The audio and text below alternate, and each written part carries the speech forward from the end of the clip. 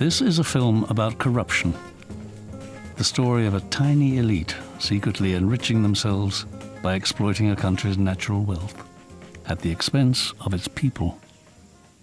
For over 30 years, Chief Minister Taib Mahmud has ruled Sarawak, Malaysia's largest state on the island of Borneo.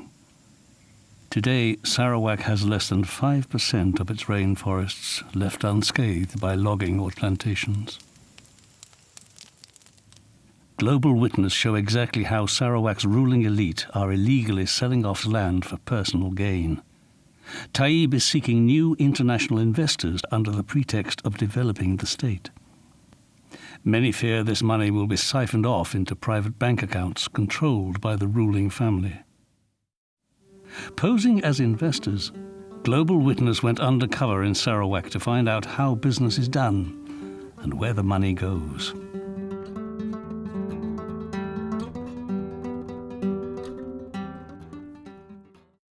Although we approached the government directly, officials sent us to members of Taib's own family. One area of land offered to Global Witness was owned by a company called Ample Agro. The company belongs to Taib's first cousins, the Abdul Rahman sisters, daughters of Sarawak's previous chief minister. Ample Agro belongs to my family. Right. But my sisters, the 4 elder ones, are in the company. Yeah. Yeah. Okay. The Land and Survey Department. Okay. Yeah, they are the one that issues this license. Of course, it's from the CM's directive, but I can speak to the CM very easily. Can you? Yes. And do you think he will agree to it? Yeah. He was the one who gave us that land. Okay. Yeah. He's my cousin. So. His family? Yeah. His mother and my father are sisters and brothers, siblings. Oh, okay. Yeah. Okay, So he's my first cousin, so it's quite easy. Actually, there are 8 of us, 8 girls in the family. Yeah. So we're splitting all the companies among 8 sisters. So that's why I wanted to introduce you to my elder sister. And she's Nolia. Nolia. Okay. Yeah, but you know Is she the MP for Tanah Marriage? Nora is the MP. Nora, okay. Who's But Nolia? Nolia is the eldest. Okay. She's the one that's looking after the constituency for my sister. You're proposing basically Ample Agro, which is your company, okay, sell your company rather than the land, and your company owns the land. Yes, I bought the company as a shell company for this land. Buying Ample Agro meant we would acquire 5,000 hectares of forest to clear for palm oil. The land is home to many indigenous communities, some living in the area for more than a century. Owners of Ample Agro include the MP for Tanjung Manis, Nora Abdul Rahman. Another joint owner is the sister-in-law of Malaysia's Prime Minister, Khadijah Abdul Rahman. To sort out the deal, the sisters put us in touch with their lawyer, Alvin Chong. Alvin represents the state government and many prominent companies with close links to Taib's family. They are daughters of the former Chief Minister of Sarawak. You are talking to people of substance, people who have assets in the hand, okay? Now, asking price. Okay, What are you asking for it? 4,000 per hectare, per acre, sorry. But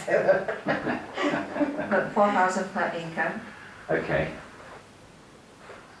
This sale price would pocket the sisters a $16 million profit on land given to them by the Chief Minister in 2010 for a token sum of just $300,000. This is just the tip of the iceberg.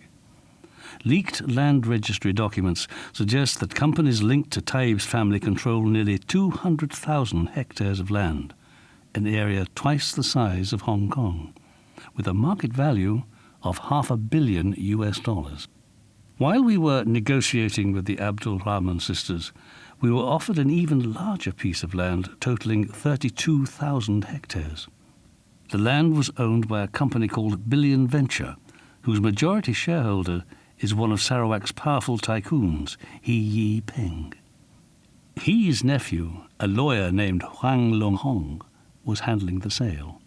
He explained how Taib would expect to receive a 10% personal payment for agreeing to the sale and providing the necessary permits. This is the one with the proxy who's the old man.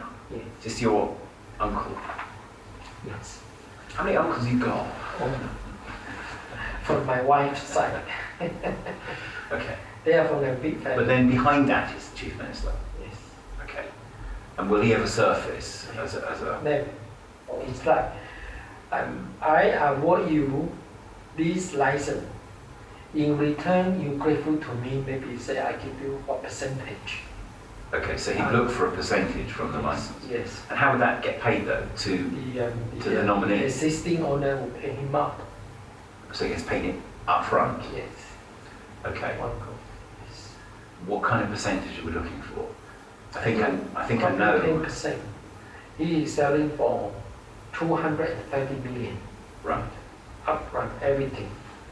You can check the company, I can provide Yeah, to you. 3 shareholders. 3? Shareholders. Okay. One is Dr. Peng. This Dr. holding majority shares. Right. He is very close to our chief ministers. Right. He has hotel. He has Kingwood Hotel. You know Kingwood Hotel? Chief Minister Taib has extensive and enduring financial ties with He Yipeng. Taib himself is a shareholder in Kingwood Hotel. Giving bribes to Taib in exchange for official permits appears to be standard practice.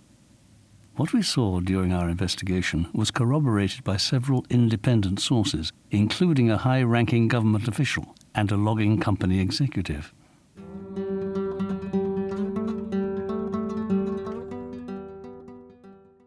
The company's based here. Are you expecting it to be purchased here or funds purchased here? I mean, what's the mechanism?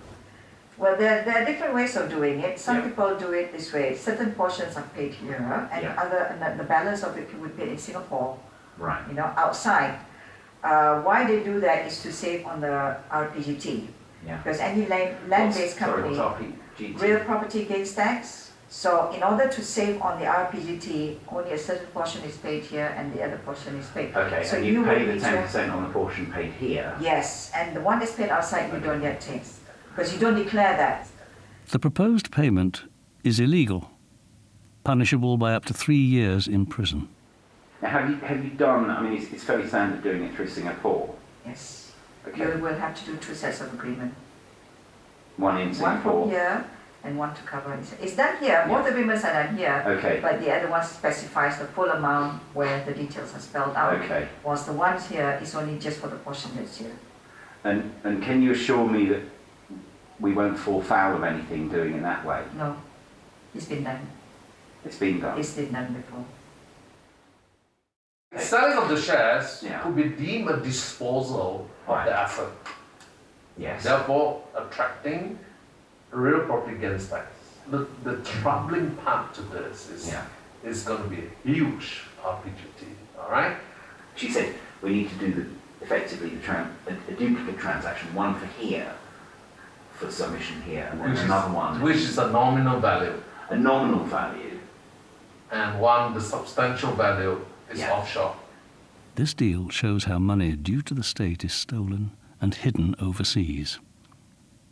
Malaysia has the world's 3rd largest flow of capital flight, losing the country an estimated $285 billion between 2001 and 2010. A great deal of this money is rumoured to flow through private bank accounts in Singapore. Everybody so far we've spoken to prefers Singapore. Yes, for some very obvious reasons. Now, is there no communication between Singapore and here? That's why we choose Singapore. The Singapore government, Most important, you know. the Singapore government has a China wall, and they will not Firewall. Yeah. They will not tell the Malaysian government not. Is that because the Malaysian government don't ask them They ask and they've been turned down. and they get told turn down? Yeah. Sorry, it's none of your business. They are the new Switzerland. Jurisdiction by choice for people like us. We operate Singapore accounts too, You can. both personal and corporate entities. In addition to tax evasion, Alvin also suggests a method to give foreign investors total control of companies, in violation of Malaysian law. Let me highlight something to you first. Okay.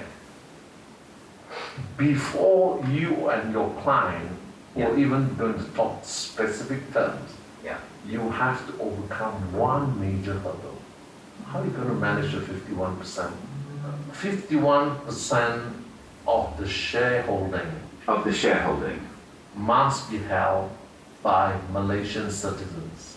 I can put into place a mechanism to control the local shareholding. We create a lending situation where your foreign party advance money to them, the whatever millions, and in turn their shares is charged as security. Okay, that's interesting. Yeah. Okay, that's interesting. To your party, so your party holds the original share certificates. They have a lien over it. They have a charge over it. How enforceable is that charge? Oh, very enforceable. Now, should we call this person effectively a kind of nominee, really? It has to be. It is indeed. It is a nominee. Yes. Okay, this nominee is likely to be. Okay, all these instruments that I'm creating. It's not going to be done here. It's going to be locked up somewhere in Singapore. In Singapore. Why? Because the local law says that the local shareholders have to declare that they are not holding the shares on trust. You do it in Singapore, that it won't surface, and the nominees is not going to keep a shred of paper.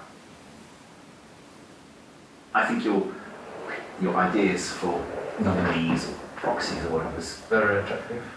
Well, I think it's very practical. It's very thought through. Oh, it is. I put it to use many a times.